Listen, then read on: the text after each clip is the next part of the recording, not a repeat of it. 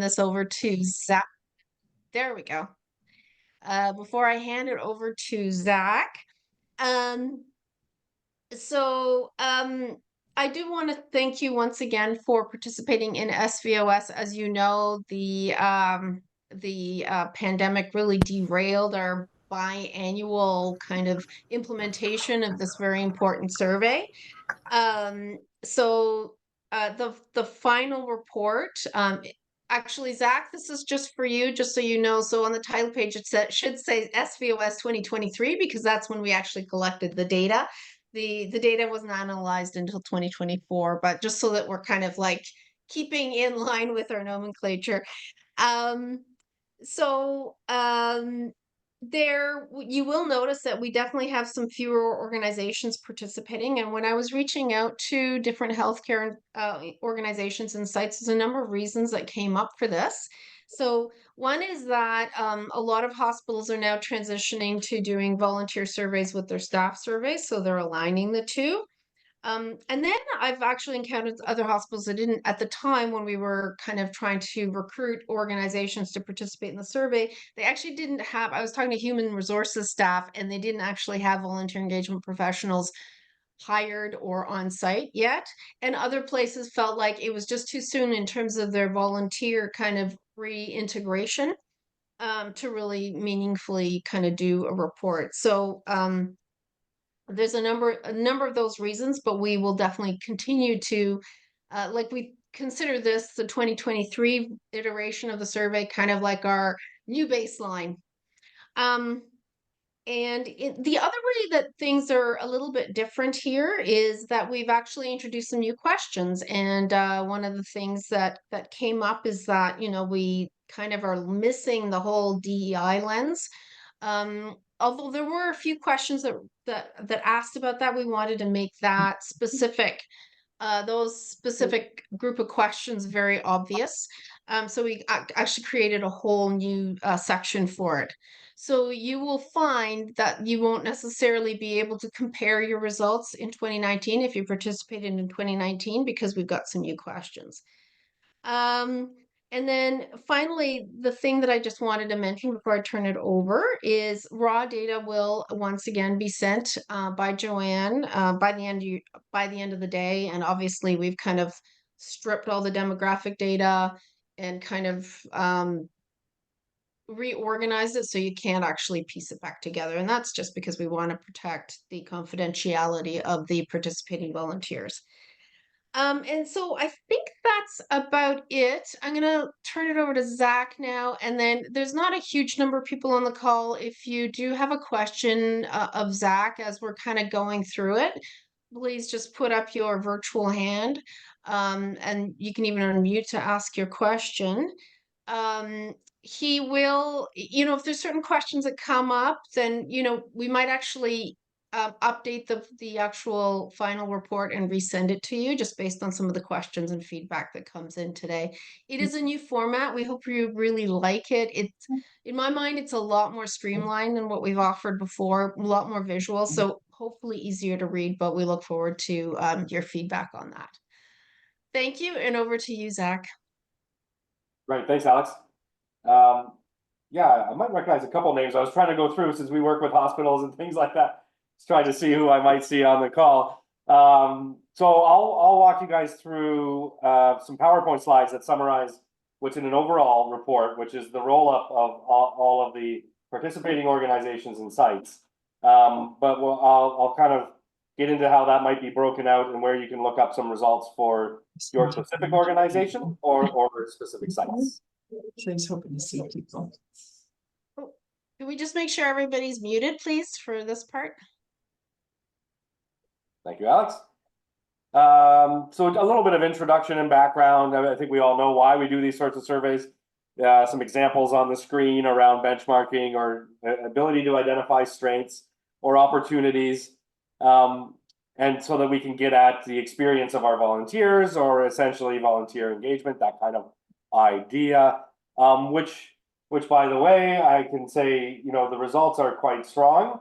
And we do some surveying of volunteer in our own work when we're doing employee engagement. As Alex mentioned, some organizations are starting to group that into some of their employee engagement surveys. And in our experience, we do notice that scores tend to be fairly strong, fairly engaged group of people in terms of your volunteer experience. So that's something that we tend to find in our own research in terms of the introduction and our background. If you haven't heard of us, we used to be part of Brock University, and we do employee and volunteer engagement surveys. So we've worked with Pavro on the data analysis. So this was a survey conducted through Pavro, and we've helped analyze the results in 2019 at least, and this time around. And this time we tried to kind of update the report a little bit. And I've just got in the bottom right there some of our experience in terms of lots and lots of survey experience, in particular around healthcare is probably one of our main sectors surveyed. So that's kind of my introduction and my background. So getting into the results, the point in time that the survey was done was November in 2023. And so just putting up the overall response rate around 42.9%, that's a total of 1,702 responses. And that's summarizing around 15 organizations, and some were broken out by different sites. And so there was upwards of 20 unique sites.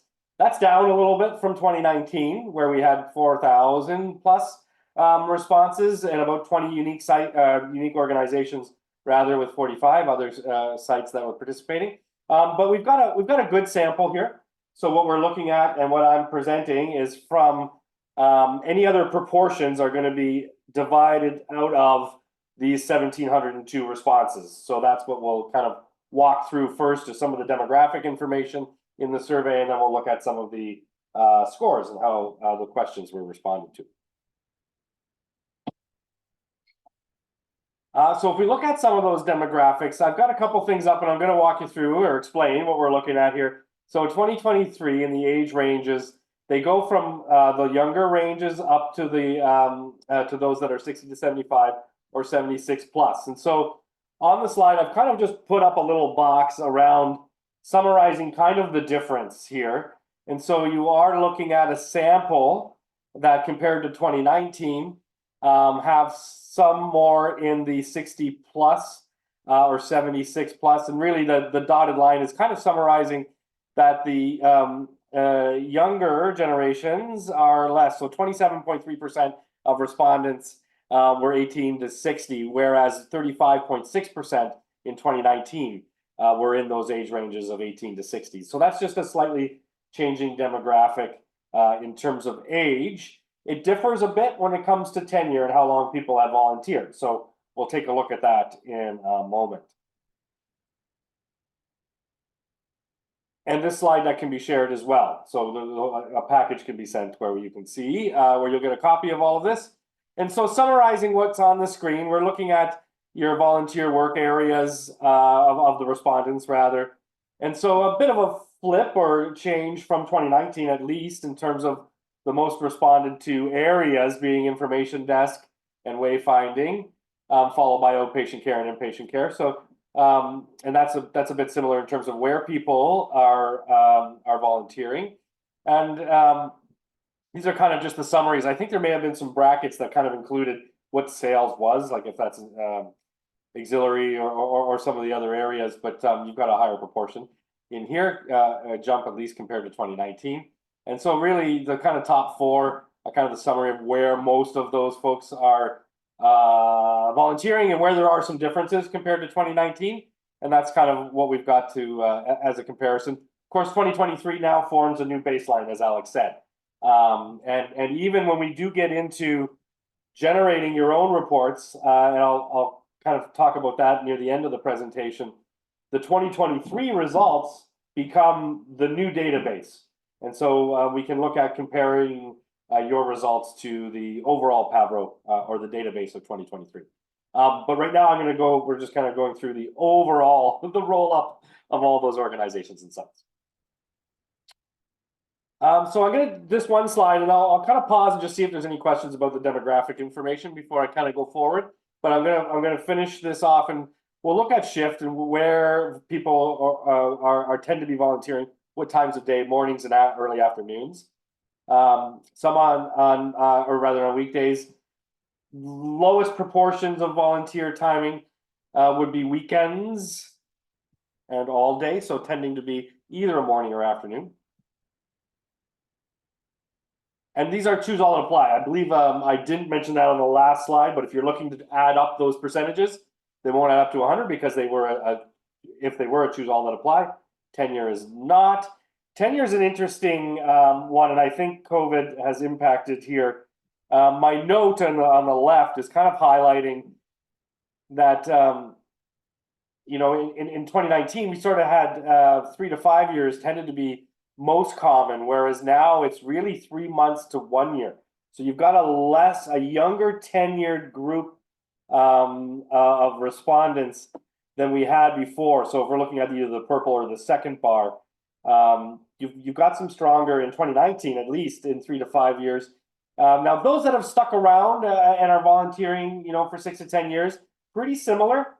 And even some of those for 16 to 20 years. But where we're seeing some of the change here is a flip from that kind of mid range into the 1 to 2 years less. And so it's noteworthy that 42.6% have volunteered for 2 years or less. And so that's adding up less than 3 months, 3 months to 1 year, and 1 to 2 years. Those percentages there give us 42.6% of respondents that have volunteered either 2 years or less in the sample that we're looking at for results. And I wonder if that reflects the fact that organizations have really had to put the, push down the accelerator on really recruitment and bringing more people back. So that would probably account for that blip. It would seem to be. That's what I was how I was kind of interpreting that.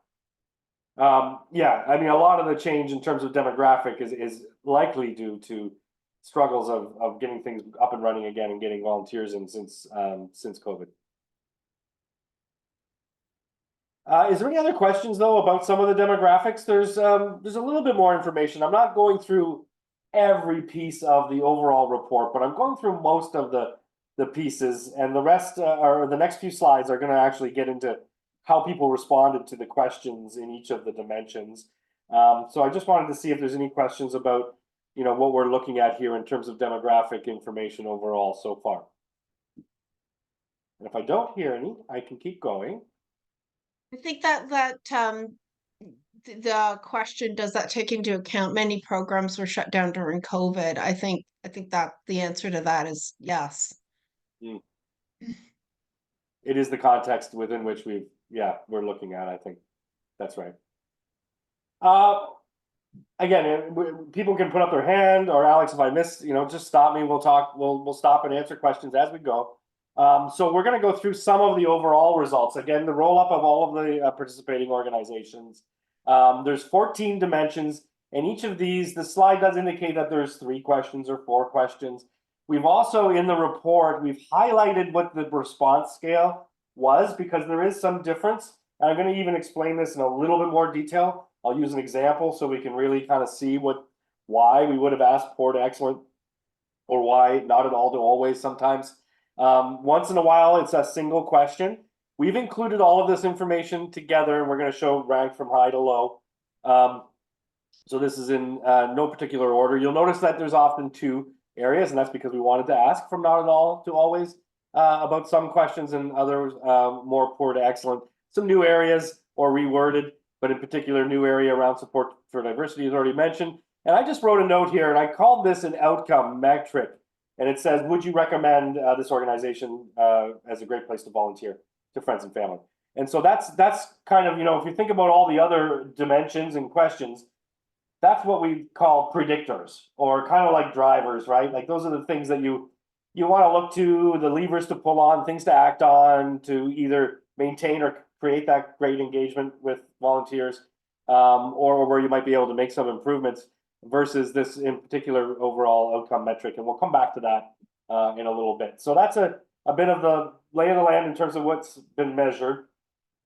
In terms of the percentage, one of the things, if any of you have kind of worked with us through employee engagement or other surveys, we do use the mean or the average for the ability to summarize a lot of information. The report, we also give you the percent who just said, excellent, or the percent that said always. And so there's places where we are going to give you all that information. But in order to summarize in a shorter presentation, I'm going to create the average. So what I want to kind of get at is that the percentages I'm going to show don't necessarily mean that's the percent that are satisfied. In fact, that wasn't really what we asked. It's a percentage around, let's look at an example.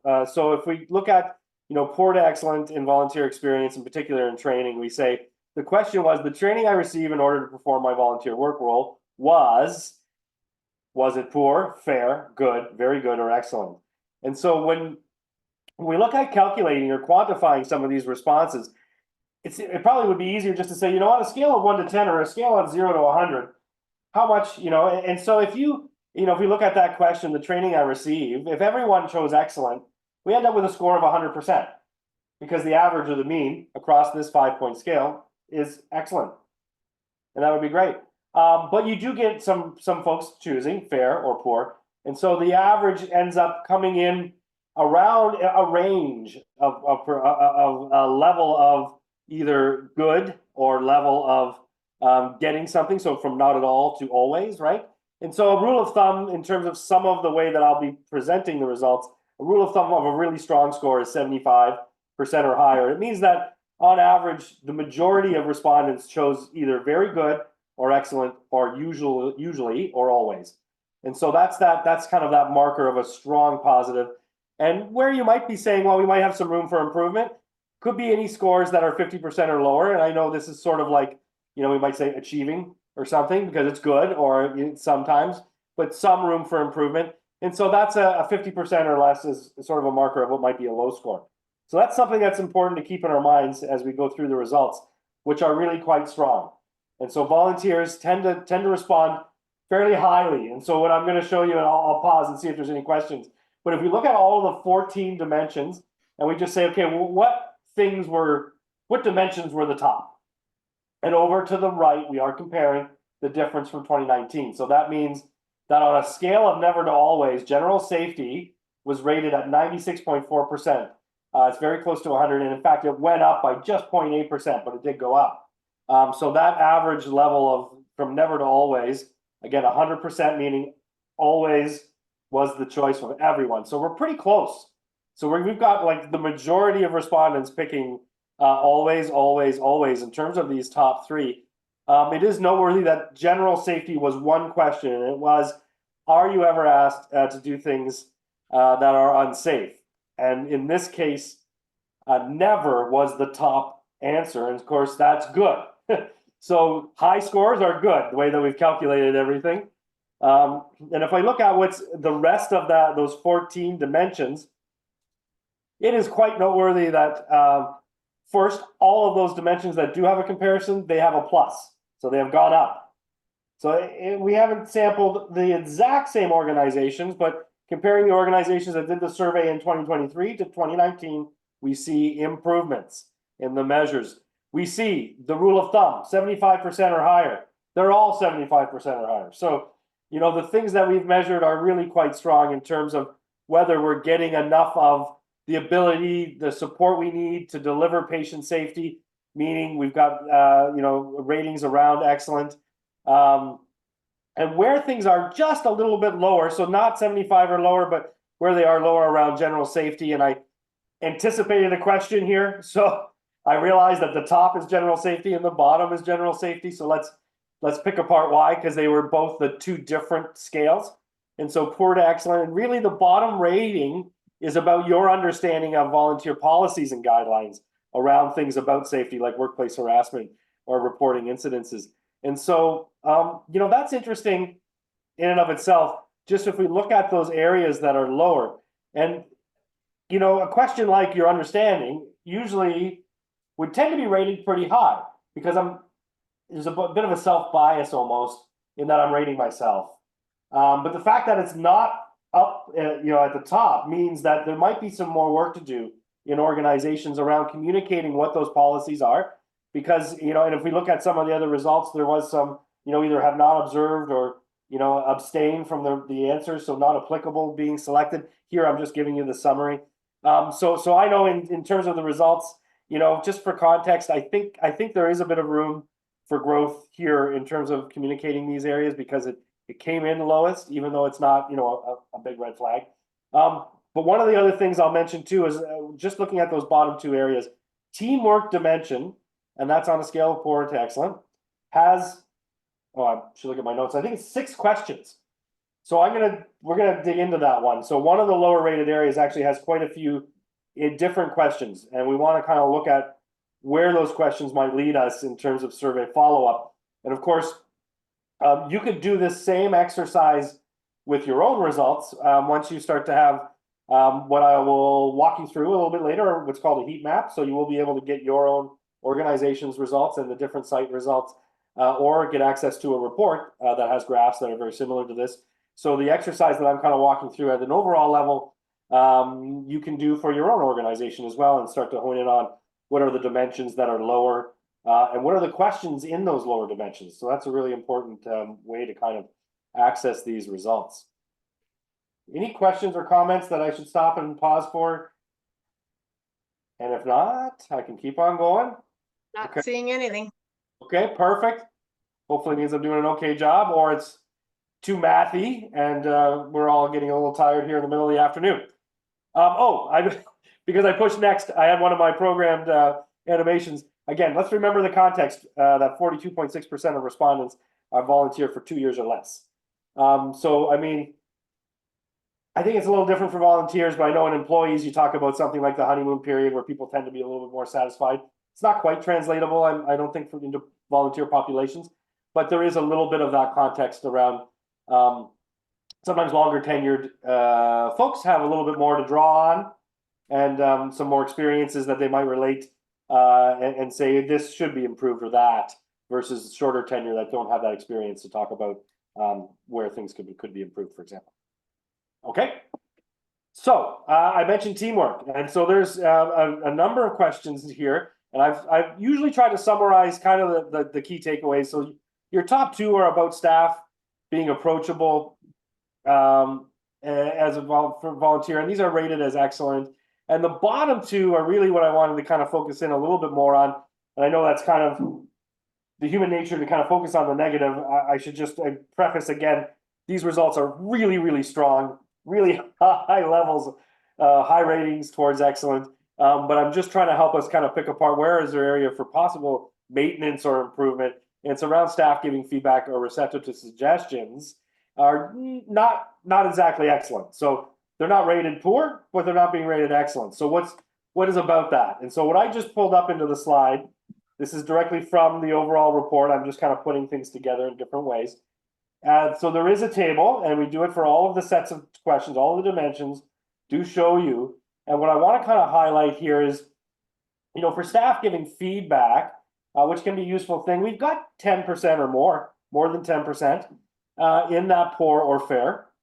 And so you're starting to get, and this is overall, again, this is the whole sample. So you want to be able to, you know, dive into some of this, into some of your own results perhaps. But this is telling that we've got some more disagreement in that area. And also that those bottom 2 areas have an undecided or not applicable of 25% or more. And that's a different pattern than you're looking at most of the other questions. So when it comes about your experience as a member of the team is poor to excellent, you know, people no problem saying it's excellent, very good, a few people good, right? Not much that are undecided, but when you get down to those last 2 questions, there is some undecided. So what is it about that? And you guys know more than me. So I'm not the expert in managing volunteers and all of that sort of thing. So I highlight it as something that really is a takeaway for all. I think, you know, there's something about whether that's communication or how do we get employees to understand that being receptive to suggestions is really important and feedback, all of that sort of things. So like I said, that's for more, I think, further discussion for you guys, but it's an interesting finding for sure. Any feedback or comments on that slide? Does that seem to ring true as some of the, you know, just we've got a small set of questions and those 2 being the lower versus the other being, or those other rather questions being rated higher? Hey, Elena, do you wanna kind of contextualize your comment there that you made in chats? Sure. Thanks, Alex. Hi, everybody. So in our cases, we certainly have a number of volunteer run retail spaces, gift shops, coffee shops, businesses, etc., where there are no staff. And I think those sort of questions threw some of them off. Mm, They Yeah. didn't know how to answer, and that's why they're undecided. Is Right. my interpretation. That makes sense to me. All right, that's fair. That's fair, and those are excluded from the average. So again, if I'm doing a bit of a math lesson here, the numbers on the left side are different because that's the mean or the average response being presented here, versus the percent in each of those categories on the right. And so when we create that mean, we do not use the undecided or not applicable. So it's still a fair response of the respondents who did not choose undecided. That's the score. But it means that there is an exclusion or a group of the sample that is being excluded. So that is noteworthy for sure. And to be fair, I don't think it's surprising that score around staff giving regular feedback. I suspect that runs true for all kinds of different organizations, right? Like we do our best to get the volunteers ready for their role, and then we turn them over to the staff and hope that they actually do their part too. So, and that's sometimes where things fall apart. Very interesting question, actually. I'm sure lots of discussion could be had by you folks. I'm just imagining, pretty happy to have a volunteer helping, and everything is all about operations. It's not we don't have a lot of time often to manage people, and the people that are managing people should be looking at volunteers as part of those people that they're managing, right? That's kind of preaching to the choir here. So I'm sure, but yeah. So looking at some of those other measures, this is like an outcome metric as well. I didn't list it because it's a different kind of approach than those dimensions that we were looking at earlier. But likelihood to continue to volunteer for the next 12 months. Great that you're seeing 75% or more. That would say likely, or very likely rather. But you do have a small proportion. So across all of the organizations, across, was it 1,702 respondents? If you get 3.4, that's about, I had to write this down, 58, 1.6 is 27. So between the very unlikely and somewhat unlikely, I kind of skipped the unlikely, I guess. But there's roughly around 85 or so respondents that are saying no. Now we don't know why. So there wasn't a branch, so we're not worried about kind of why. We're just trying to get a quick pulse on, who's highly likely to return. And the results are pretty strong, but there is a small pocket where some folks, for whatever reason, may not be returning in 12 months. Okay, so I talked about this as an outcome metric, and my animation has the reveal is already here, 99.1%, because this is a slightly different scale. It forces people either to go positive or negative. And so when you add up the positive, so this is not the mean. So I'll come back to our other approach. So here, if we're just adding together the top box, it's 99.1%. The majority there. And so if you're looking at 0.9%, that's actually around 15 individuals who were saying definitely no or probably no. Very small amount out of the total population, or the sample rather, of 1,702. So a really good showing on the outcome. Overall, big picture, people would recommend your organizations to volunteer at. Now, if I do this a slightly different way, I can show all of your organizations. So I'm starting to get into some detail. I'm not going to show a lot more because the rest is in some tables and heat map. But this is using the mean, so the average percent of response. It's something we created, excuse me, in the tables that we provide for all of the organizations. And so it's not just the top box, it's actually the average across that scale. And you're seeing things range from 97 down to 83.3 in terms of the average across that 4-point scale. And even those that have been around for the previous survey since 2019 largely see improvements or small marginal things going down. But you do see a range. So this is a fairly strong set of results. There is, I know I'm showing rankings, and there's some that are over to the right, some that are over to the left. Even those on the right are really strong in terms of being in the 80s, and in terms of high ratings. But there is some difference. So I use this to show that there are pockets in some of those 15 organizations or across 20 different sites where there can be some more digging into some of the results, there can be some difference in terms of what some survey follow-up might look like. And this is showing that outcome metric. So by when I say survey follow-up, you really want to look at some of the dimensions and questions to get an idea around what of your volunteers, how have they responded in terms of their opinions. So I've got a couple things to demonstrate. And maybe just before I do, I'm going to pull it back just to see, is there any questions? Am I okay to go forward? Any questions about the sort of high level results? I'll come back and I'll do a 1-slide summary near the end. I'll just say, these are your top and bottom kind of things, but we did sort of look at things like, you know, even if we look at what was around general safety. So let's have a reminder, policies and guidelines to be maybe a little bit better communicated. And then we talked about teamwork around staff giving regular feedback or being receptive to suggestions. And then really we're going to kind of move on into some other where you can look up your own results really. So I'll just pause for a second and see if anybody had any questions about those overall results. I don't think so. So Rachel had a question there about whether we're getting everybody's results. And yes, you will be in this heat map, which is exactly what he's just about to show you now. Yeah, so all of the groups are included in the heat map, and that is similar and consistent with what has been done in previous years with the results from this survey. So I kind of make a note here, even in 2019, we reported a little bit differently. So like we said, we've updated the report, but previously for each dimension, after we always had a page that had a table and it had all of the sites and all the organizations and showed how those questions were scored. So we're going to do that in another what we're calling a heat map, which you will get access to. So you don't have to get your own report, but there is the option, and I'll pull that up after I walk you through this heat map. And this, I realize this looks daunting. I promise I'll explain it. It's not that bad. But it's a really great way to have all of the information. And there's a tool here. There's actually your own, you can kind of create your own graphs. So we're going to come to that, which is a very easy way. But just before I do, I'm just going to explain why there's a lot of numbers. The reason is that we're showing sort of across is all of, and right now we're organized by I would recommend. And then here, this is showing the change from 2019 in terms of would recommend. We're showing all of the participating sites and organizations down the left. And then all of those questions, so each dimension, you see there's an average score for the dimension. And across the top, we've got overall Pavro. So we've got the scores here. If you've got some people that are data savvy, you could be creating your own reports. You can look at the difference between the overall Pavro rating and your overall rating.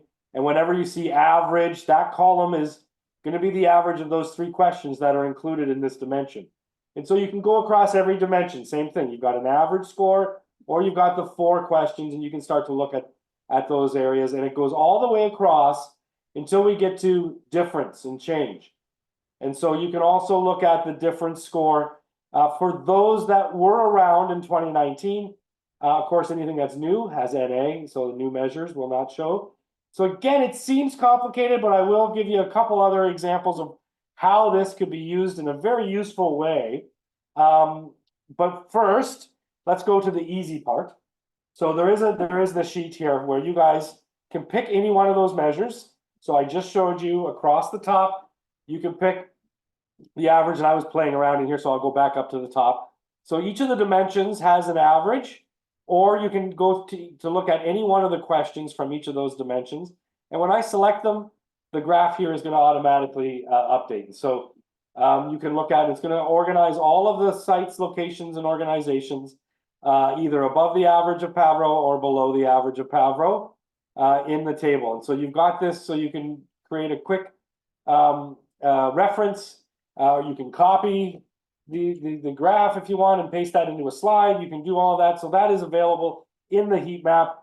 Now, what you might want to do before you kind of get into doing this is a little bit of looking around, a little bit of fishing, so to speak. Where you might do that is if you have a chance to look through this and you have an interest in, let's say, recognition, you might look at, let's say, you know, one of these areas.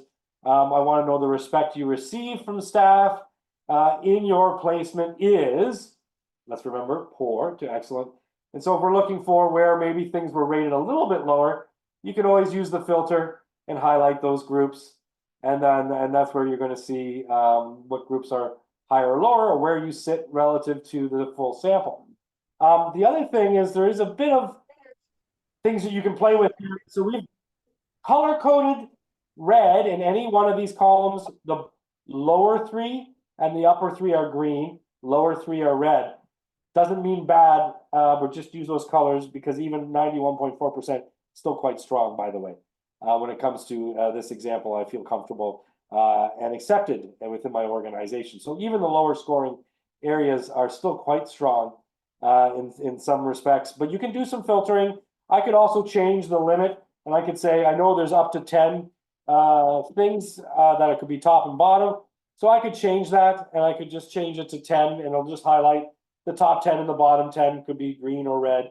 But let's look at that as the top three, bottom three. There's other information in here that's useful because we're showing the range, minimum and max and range. And so if you're kind of just looking at those dimensions, one of the things that can be useful is to look for where there's lots of range, where there's a big dynamic of change. Excuse me. And here around teamwork, I'm seeing one that's almost 25%. It goes as low as 68, up as high as 92. And so that's for staff, give you all the information you need to perform your duties. And so that's interesting to me, and I want to see, well, where does my organization lie?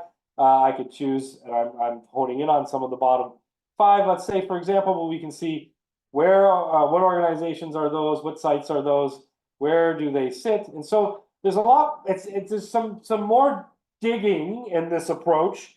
But I think it allows you to see a lot of things side by side.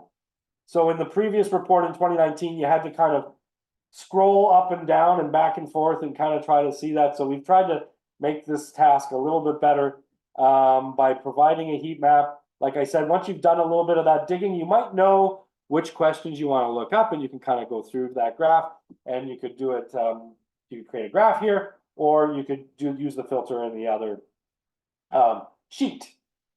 So that's how you're going to get access. You'll see an overall report, and then you'll see this heat map as a table. And the overall report is going to look very similar to my slides. So I've just pulled up here, I've got some images of some of that demographic information. And I'll show you, for example, where those dimensions are being displayed. And actually, I'll pull that back up in a moment, but actually, I want to just mention that that is available as an option for sites or organizations can request that more polished version of the report. So not just a heat map, but you can request through Pavro or through Metrics at Work, and we've got our contact info there that you want to get your own report for either multiple sites that you've got in. You can roll them up together, or you can get one for each site if you're one of the organizations that has multiple sites. Or you can get a report for each of those sites, and we can look at how that pricing might go for multiple reports. This is $550 for a single report. So if that's what you're going to get is one overall. And I want to pull that report back up again, just so you can see a little bit about what you're getting. So here, this is overall Pavro, and it's compared to 2019. But what you will get is the comparison to Pavro 2023 database. So your organization or your site will be compared to the 2023 database and compared to 2019 if you've got 2019 data. So this one page will show you that information.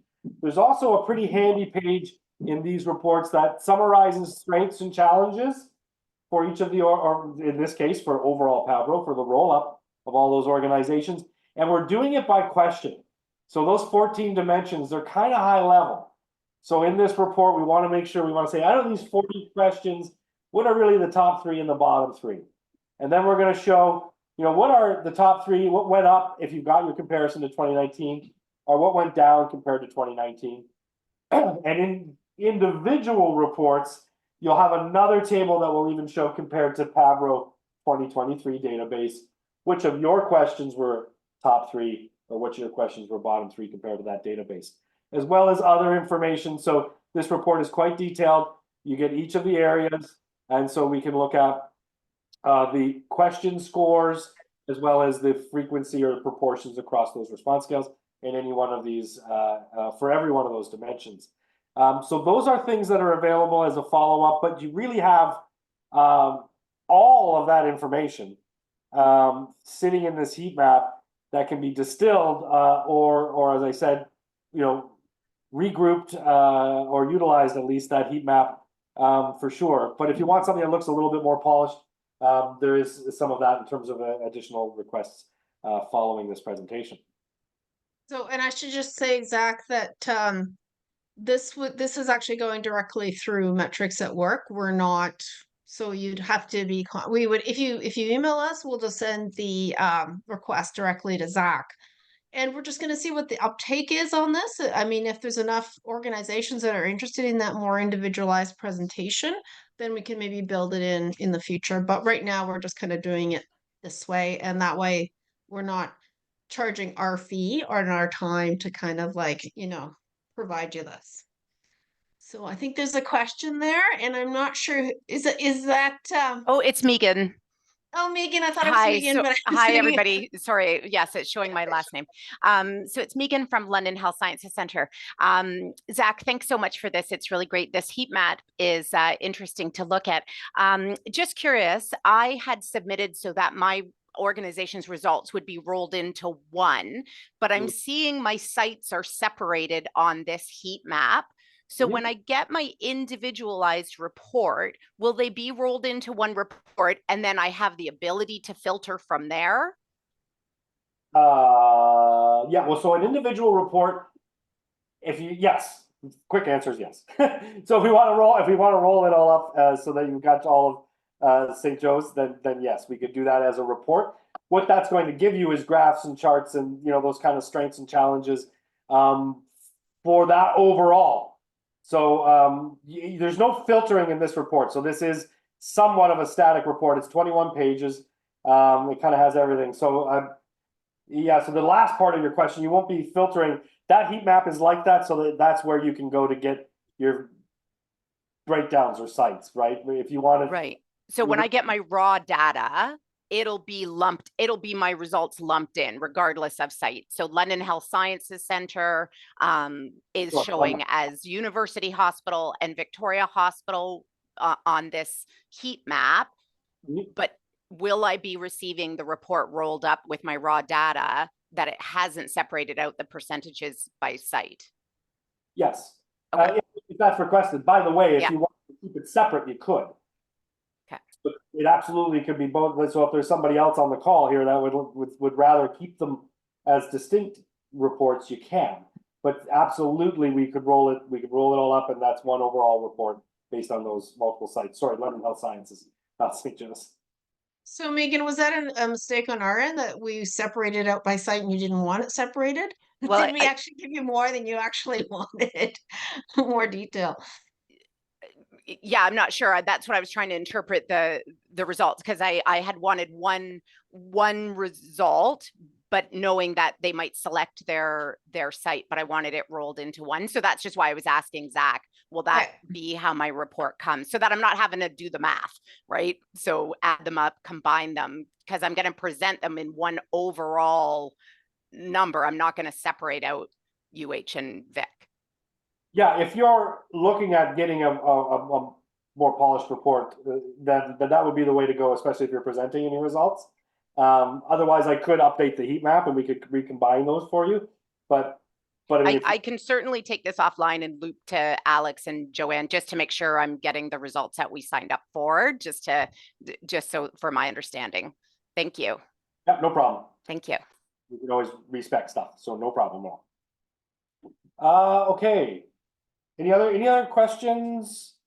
I've got I think it's one more slide. Really, from that overall report, I thought I would kind of stop and end at what we kind of talked about already anyway.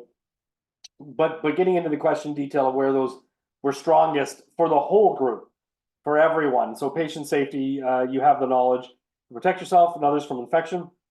This was the number one highest rated question when we averaged all of the respondents together. Next was around your whether you're asked to do something that was unsafe. So again, I should have changed that scale rather. From always to never. Never is the top. So 96.4% the average level of rating there, mainly always. And so support for diversity comes in as well in the top 3. So those are the things that tended to score quite strong. And we already looked at some of those teamwork dimensions and some things where there might be some area for maintenance or improvement strategies, as well as some of those policies and procedures. So those are the specific questions, but same dimensions we saw in an earlier slide, basically, when we were looking at those high and low dimensions. So that takes me through a quick summary. I didn't want to take too long going through too much data, but I wanted to show what you can get out of an overall report, what you can see in a heat map, and as well where you might go from here in terms of following up and action planning. And so I don't have that kind of as a last slide, but certainly next steps tends to be around having some conversation in your organization about these results and what that might be. Again, volunteer results tend to be quite strong when we look in comparison to things like employee surveys or physician surveys, where ratings tend to be a little bit lower. So these are good results, very strong results, strong ratings across the board. Nothing came out as red flags where we need to look at follow up right away. But certainly there is information in pockets where there is some room for improvement, or what could be done for maintenance strategies for sure. So Anybody have any other questions? Well, when we've got the expert here.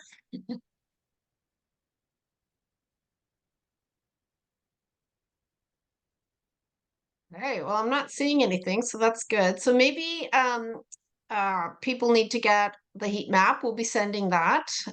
So Joanne, are you going to be sending the heat map along with their data, their raw Yes. data? Yes, I'm going to get started right after this, so everyone should have it within a couple hours at the Great. latest. Yeah, good, and Joanne. then you can Sorry. have fun with that. Go ahead, Zach. Joanne, give me one. I'm going to send you another. I might have made a small change when I was Okay. Yeah, so I'm just going to resend it to you. Sorry, Alex. Okay. Perfect. That's great. And then you can kind of have fun playing with the heat map, because it really gives you a lot of options to sort of see what you want to see there.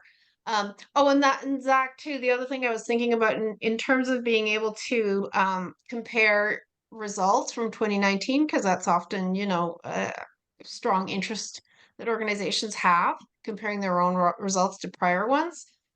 What's the easiest way to kind of collapse it just to sort of hide Yeah, columns? yeah. So the columns, they're not side by side because you kind of would need to go back and forth. So the whole, if you scroll over to the right, there's columns for all of those dimensions and questions. Another whole section off to the sort of side, and then you can kind of look at the correlations between what things have gone up or down in that section. So you just scroll over, and everything for change scores will be, and they are the change scores. So actually, Alex, that's good that you mentioned that. It shows plus or minus, which means it's basically compared your 2023 score to the previous, and the plus if it's gone up or the minus if it's gone down. Yeah, so you'll be able to see if there's been any like improvements but it looks like based on what we were seeing, there's been actually a lot of improvements. Yeah, overall, those, when we rolled everything up, that the scores went up, and so there's more improvement than there's decrement for sure. Yeah, just great, really good. So yeah, once you get those reports, and if you have any questions, just email us, and we'll follow up with Zach. And certainly, if you want something more individualized, feel free to connect with either Zach or Joanne and I, and we'll get you the report that you're looking for. Mm-hmm. Joanne, you had something else? Yeah, so I just wanted to add, everyone, that I would like to include the link to today's video and Zach's slides. So maybe give me a couple, 3 hours to get this out to you today. So I will have everything in one email. It'll be easier for you to find and access. Sounds good. Awesome. All right, this is great. All right, thanks everyone. Thank you so much for joining us. We're actually done sooner than an hour. Have a great rest of your Thanks, day. everyone. Thank you, Zach. My pleasure. Bye-bye. Bye. So do you want to hang on for a sec, Joanne? Yeah.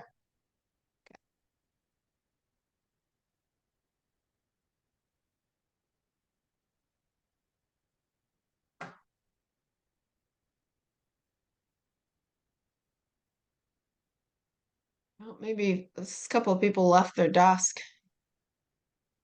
Oh, there we